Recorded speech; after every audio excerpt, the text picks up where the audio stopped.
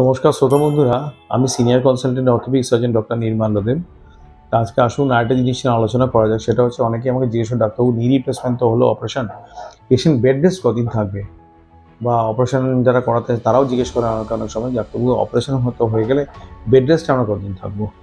দেখুন, বেড রেস্টে রাখাটা আমরা বাঞ্ছনীয় নয়, কারণ বেড রেস্টে কতগুলো কমপ্লিকেশনস আছে।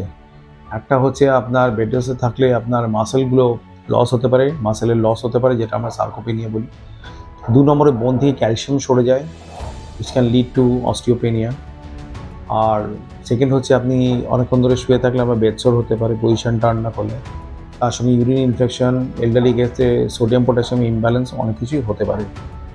আর ড্রেনেড কমপ্লিকেশন যেটা হলো, সেটা হচ্ছে পালমোনারি এম্বোলিজম, যেখান থেকে আপনার পেরিফেরাল আর্টেরিয়াল সার্কুলেশন থেকে, ভেনাস সার্কুলেশন থেকে ব্লাডগুলো এসে হার্টে জমা করে, এবং পেশেন্ট তখন তার জন্য কমপ্লিকেশনস হয়ে ইভেন মারাও যেতে পারে। তো আমরা এইসব কমপ্লিকেশনসের জন্য পেশেন্টকে বেড রেস্টে বেশি দিন রাখি না। অপারেশন স্পাইনাল দেওয়ার অ্যানাস্থেসিয়া দেওয়ার পর আমরা 24 ঘন্টা পেশেন্টকে বেড রেস্টে রাখি। নাহলে 24 ঘন্টার মধ্যে উঠলে পেশেন্ট অনেক সময় মাথা ব্যথা এইসবগুলো হতে পারে। 24 ঘন্টা পেরিয়ে গেলেই অন বেড এক্সারসাইজগুলো শুরু করে দেয়, মানে বেডে না দাঁড়িয়ে বেডে আপনার যে এক্সারসাইজগুলো করানোর কথা, আমার থেরাপিস্টরা সেগুলো শুরু করে দেয় ইমিডিয়েটলি। আপনি প্রথম 24 ঘন্টা পেরোলেই অন বেড এক্সারসাইজগুলো করবেন, উঠে বসবেন, তারপরে পা এক্সারসাইজগুলো করবেন, আপার লিম করবেন, ডিপ ব্রিথিং এক্সারসাইজগুলো সব কিছুই করবেন। এবং তারপরের দিনটা যখন আপনার ড্রেসিং এবং ব্রেন রিমুভাল হয়ে যাবে, তখন আপনারা আস্তে করে দাঁড়াবেন এবং ইমিডিয়েটলি হাঁটা চলাগুলো শুরু করে দেবেন। তখন আমরা একটা অ্যান্টিকোয়াগুলেন্ট দিয়ে দেবো, যাতে আপনাদের কোনো অসুবিধা না হয়, কোনো পালমোনারি এম্বোলিজমের মতো কোনো কমপ্লিকেশন যাতে না হয়, সেটা টেক কেয়ার অফ করে আমরা এইসব জিনিসগুলো দেখে নিয়ে আপনাকে সেই মতো করে আমরা চিকিৎসা করে দেবো। বেড রেস্ট সত্যিকারে বলতে গেলে 24 ঘন্টাই বেড রেস্ট, এর বাইরে কোনো বেড রেস্ট হওয়ার কথাই নয়। তো আমার জীবনে, নি রিপ্লেসমেন্ট জীবনে পেশেন্ট 24 ঘন্টা বাদে আমি কোনোদিন বেড রেস্ট রাখিনি।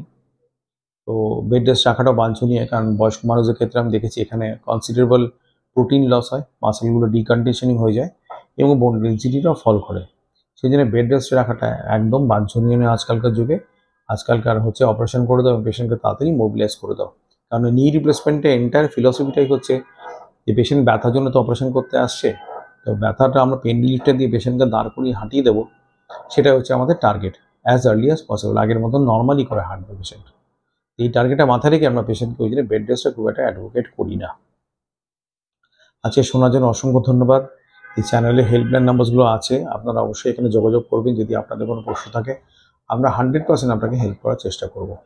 আজকে শোনার জন্য আরেকবার অসংখ্য ধন্যবাদ। Thank you. নমস্কার।